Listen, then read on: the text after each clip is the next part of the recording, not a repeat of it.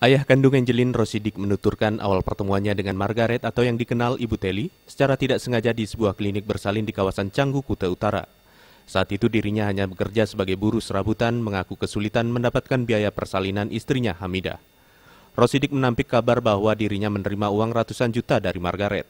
Karena himpitan biaya, Rosidik hanya menerima uang Rp1.800.000 untuk biaya persalinan.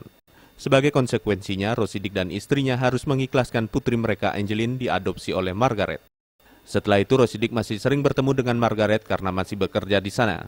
Namun sejak Angelin bayi tinggal di Jalan Sedap Malam Denpasar, Rosidik sempat beberapa kali ingin menengok putrinya di rumah Margaret, namun tidak kunjung berhasil.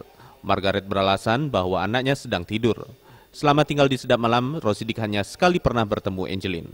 Masalah itu, yang saya dikabarkan katanya meminta uang ratusan juta rupiah itu bohong itu.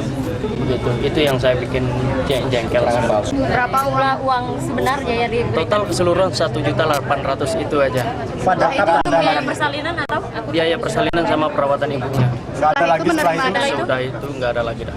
Tapi kalau udah pindah di Sedap Malam, saya rasa cuma sekali itu aja saya ketemu sama dia.